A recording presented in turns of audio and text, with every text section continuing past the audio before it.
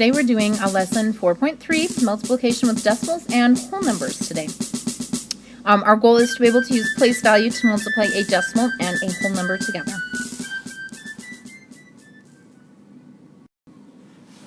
Having a thickness of 1 35/100 millimeters, the dime is the thinnest coin produced by the United States Mint. If you stacked 8 dimes, what would be the total thickness of the stack? So our multiplication problem here is 8 times 1 35/100. We're going to use place value to help us with this.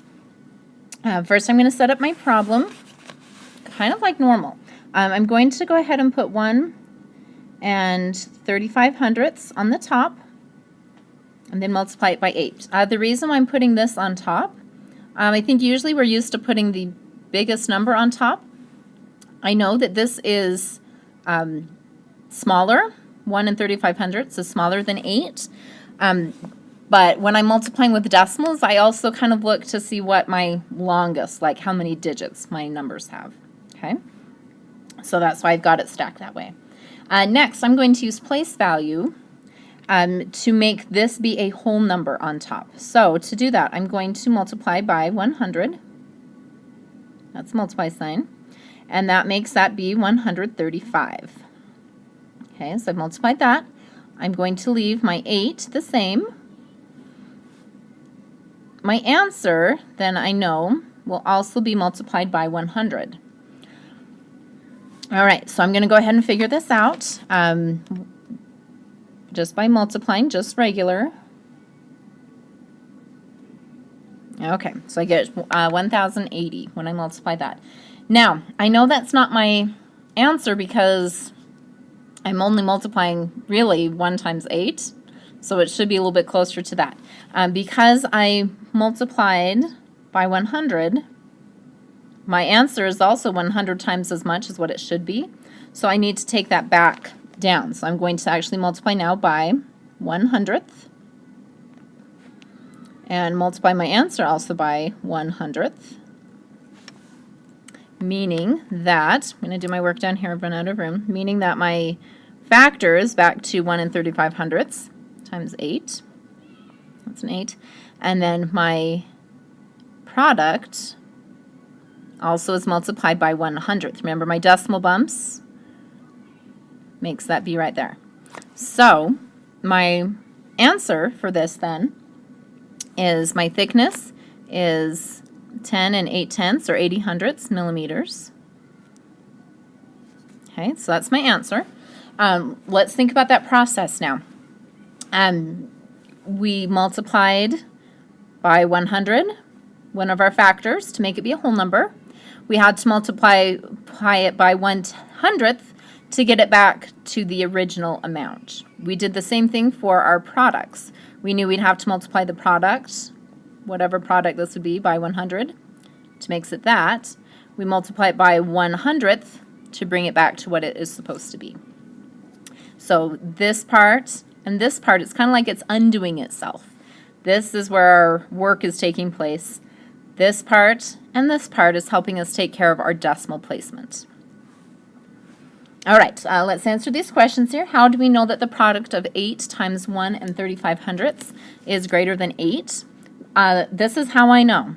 If I break up my 1 35/100 to be just 8 times 1 and then the 35/100, I know that's 8. 8 times the 35/100, oops, 8 times 35/100 is a little more. So I know that the product right here, 8 times 1 and 35/100 is greater than 8. The 8 times 1 part is 8. 8 times 35/100 part is going to give us just a little bit more. Okay, let's think about this. What if we multiplied 8 by 35/100? Would the product be less than or greater than 8? Well, it's going to be less than.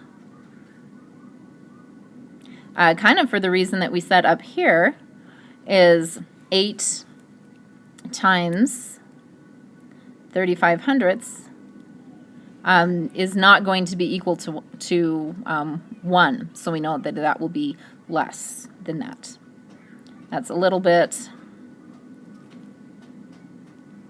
but we know it's less than 1. Okay, we know that because there's not any numbers here in our ones place, or in those whole numbers. So anytime where we have numbers here, that's going to give us more than that factor. Like up here, this was more. Where we don't have any here, that means that it's going to be less.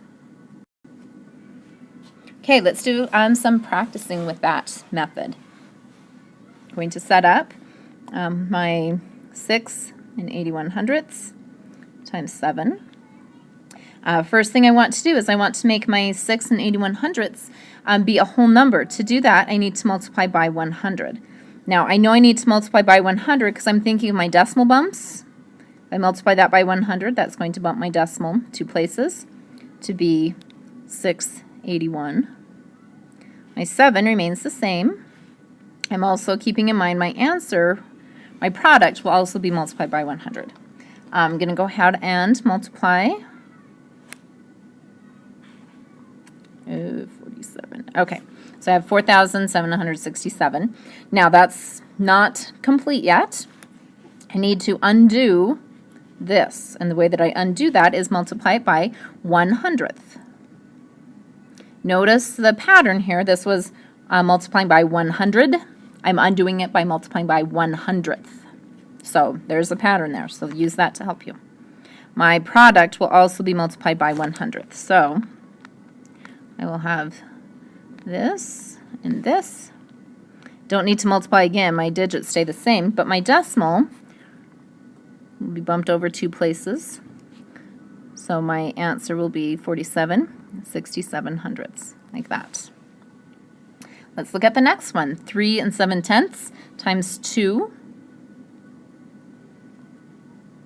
So I'm going to do that.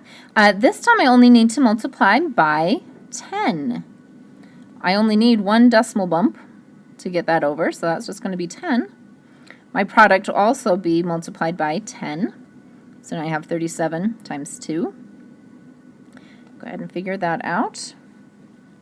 Okay, to undo multiplying by 10, I'm going to multiply by 1/10. You hear that? It's a pattern. Use that to help you. Okay, so now I have 3 7/10 times 2. Oops, let me erase that. 74. My decimal is going to be bumped 1 time, multiplying by 1/10. So my product right here is 7 4/10. Okay, it is time for you to practice. Just some things to keep in mind as you are practicing. This method, this strategy, how we're doing this, is getting us to where we will eventually be. I realize that this method is a little bit tedious. It's a lot of writing. You might think it's a lot of extra writing. I promise it's getting us where we want to be. We're not quite where we can use the shortcut yet. We're getting there. We're really close. We need to understand how that shortcut works before we just start using it all over the place. So that's the purpose of today's lesson, is to see that, oh yes, we know what we're doing. So when we do it the shortcutty way in a few days, it won't seem like it's just magic. We have mathematical reason for what we're doing. Okay, so as you're showing your work should look like those problems that we did on the front side of the page. You should have those 3 problems written out and showing where you're multiplying by tens or hundreds and then multiplying back again by hundredths or tenths. Go ahead and press pause, work on these 3 problems. Come back. I will have the work that you should have as well as the products that you should have when you're ready to see them.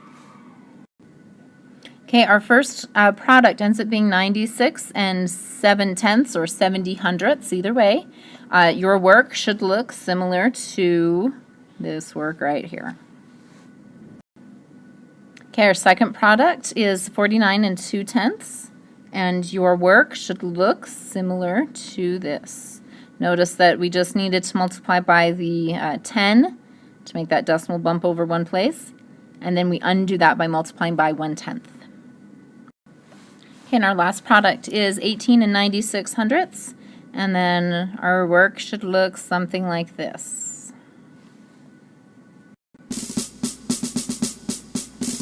Please go ahead and mark your understanding. Write down something to share with the class.